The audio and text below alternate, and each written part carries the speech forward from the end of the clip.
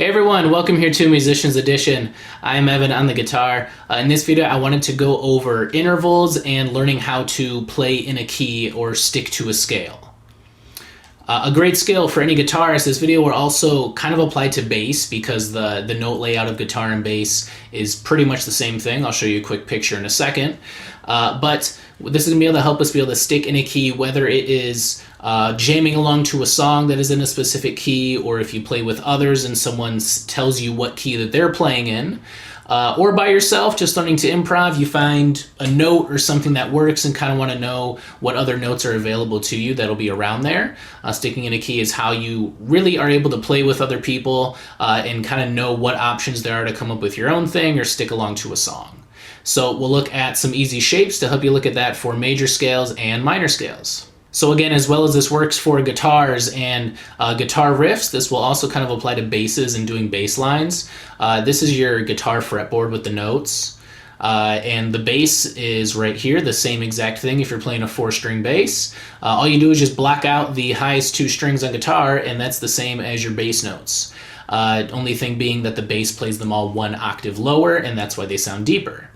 So especially for guitar, I did do a recent video that was on the spacing for chords in a scale. So if you're looking for more of the rhythm guitar, knowing what chords to be able to play, that will be for you. This one's more for individual notes.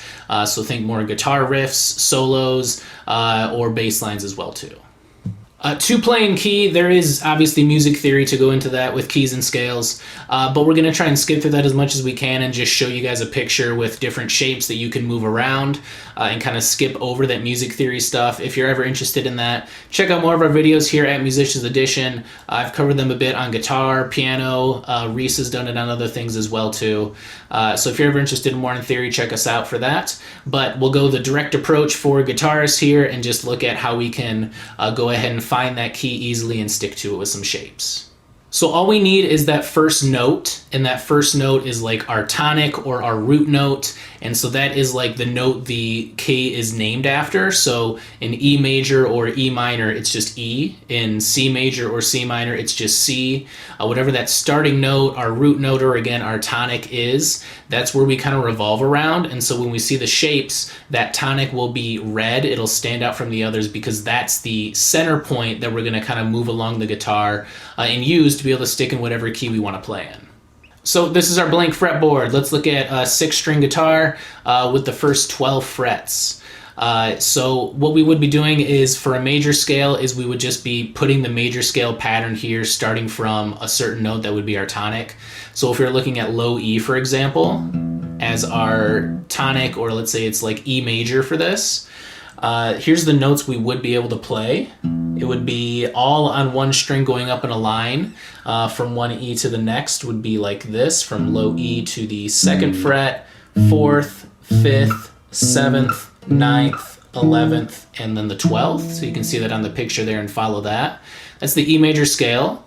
There is a pattern for it that applies to every major scale, and that's kind of the essence of what's going on here. It's the theory stuff, but you don't really need to know it to get through this. But if you look at it, our pattern would be the jumps between each notes. So a whole jump or whole step would be 2 notes, half step would be 1 note. So we really go from the tonic, a whole step, whole, half, whole, whole, and half, and that gets us back to the high E on the 12th fret 1 octave higher.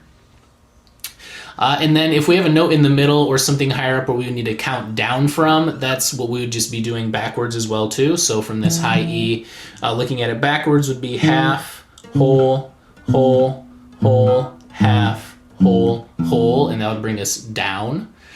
So any note could be our tonic. It could be down here at the bottom, could be up high, it could be somewhere in the middle, like in this one here, on our 6th fret.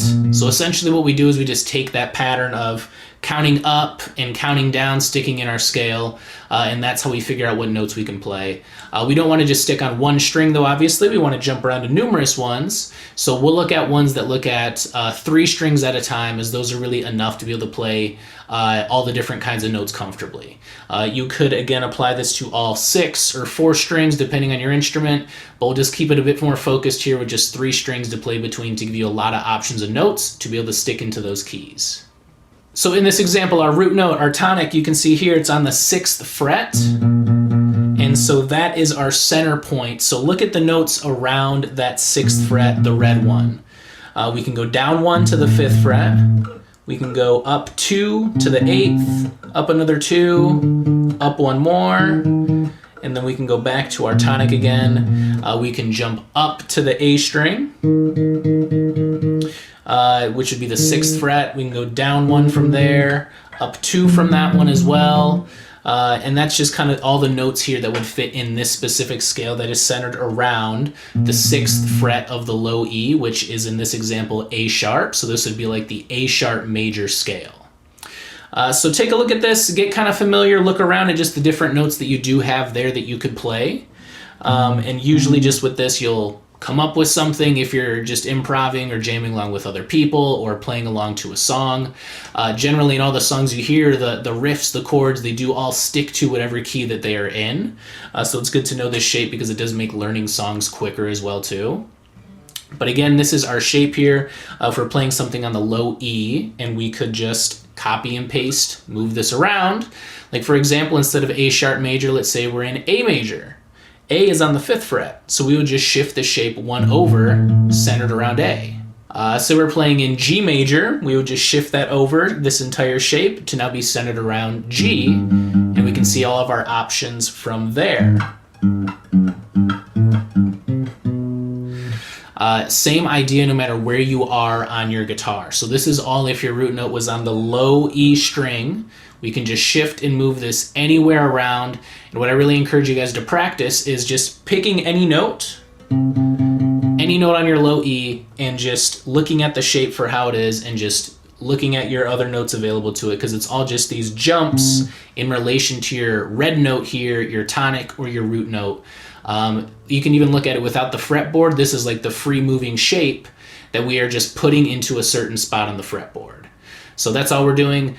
This shape can move sideways. To move up to other strings, it's going to change a little bit, and we'll look at that, and we'll be able to put it together with all the different strings no matter where your root note is.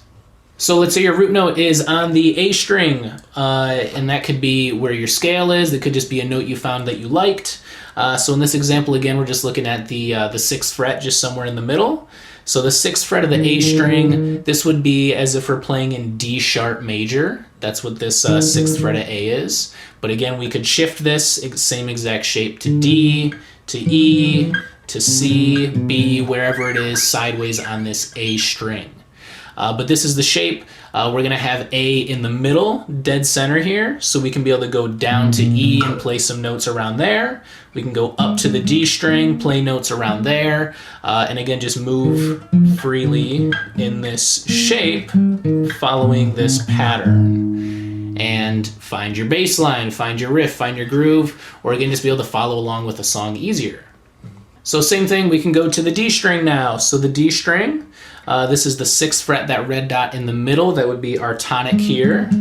And same exact idea, we can go up a string, down a string, move around to all those possible notes that we have here.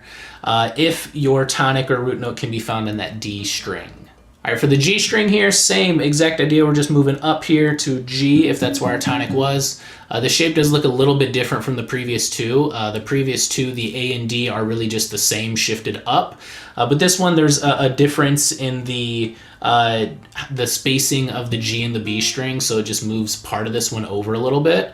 But again, this is if you are having your root note centered on the G string somewhere.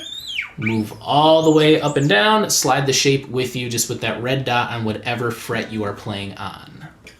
All right, and B and high E strings being our last ones, this is where we lose the bassists. But for guitar, the B and the E strings, this is our shape, what that would look like, with our red dot at the center being your tonic.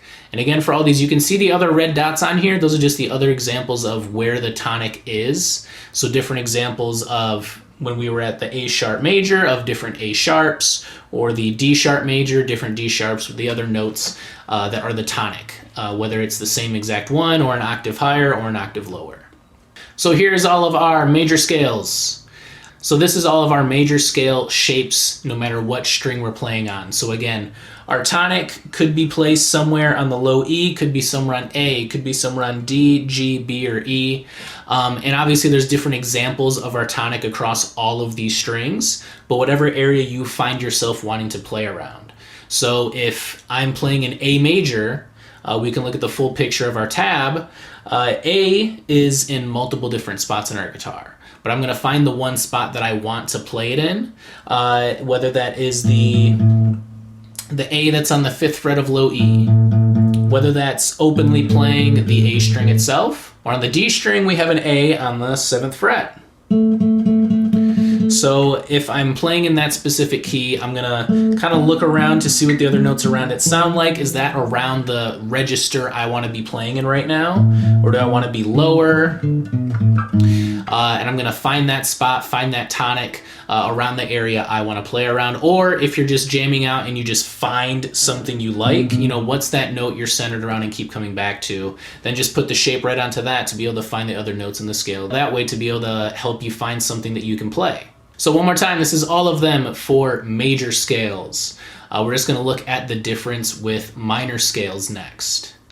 Minor scales are supposed to sound darker, sadder, so you know, really when you hear songs, the chord progressions sound a bit darker, the riffs that they come up with will kind of sound darker and meaner. If we were to look at that pattern for minor scales like we did with major ones, so if I was playing in low E, this time E minor instead of E major, my whole line all the way up would be like this. Versus the major one that sounded like this. So that minor one is supposed to sound darker. You might not hear it right now, but as you go through and play songs, you'll definitely be able to pick out that difference of the minor ones just kind of being darker. They have a bit more tension to them versus the major scales. That's just due to the slight change in the spacing of the notes. So same exact idea with this. We're going to look for that red dot that's going to be centered wherever our tonic is going to be. And we can do the same exact thing going E, A, D, G, B, E strings. So let's just look at all of them together here. We don't have to waste our time. So this is how to play your minor scales. So do pay attention if you're playing in example E major or E minor, A major or A minor, so you can be able to play the right shape and stay in that key. If you're playing in A minor when the song's in A major, it's not going to sound right. It's going to be out of key. It's not going to fit with the rest of the instruments in it. So that's what you just got to look out for, and that can be a bit tricky here. So you have major shapes and you have minor shapes that you would want to be able to stay in. So that is everything for us. What I really encourage you to do to practice is, again, just pick a note on any string, and maybe you can go through a routine of picking a fret on the low E, picking a fret on the A, picking a fret on the D, the G, the B, anywhere on it. So for example, let's go on E, I'll go the 9th fret, and then decide, do you want to play this one in a major or a minor scale? If I'm centered around the 9th fret, let's just kind of look at my shape with the red dot here on the 9 and look at my other notes I can play and just really work on getting those shapes down. You should get a good feel for the neighboring notes, that bit of muscle memory down, so you can do this without having to look at the pictures of the shapes. Just be able to get it down and just kind of have that center point and just remember what is usually around it that you can play in that major or minor scale. So pick that random note on E, mess around with the gaps, look at the picture. Random note on A, decide major or minor, look at the picture and play all the neighboring notes and get a feel for it. Come up with your own kind of riffs or lines, whatever you can do that sounds fun to go along with it too. And again, how I learned this stuff is just practice, pick that spot, mess around with the neighboring notes, and those patterns will really start to click in your head. And you'll be able to move to the next level of sticking in key, playing with others, playing along to a song, coming up with your own stuff. The next step that we'll look at in a future video is pentatonic scales. That's really taking the specific 5 notes in a major or a minor scale that do work kind of best together for certain kind of riffs. A minor scale, major scale is 7 notes, so a pentatonic will just reduce it, cut out 2 of them, bring it down to 5 notes of ones that really kind of pair well together. But this is a great look at being able to stick into those major minor scales. But yeah, this one is a great way to be able to stick just in those general scales of major, minor. You can find lots of great combinations, come up with your own stuff, play along with others, and that will do it here for us here at Musicians Edition. Have fun playing, and we'll see you next time.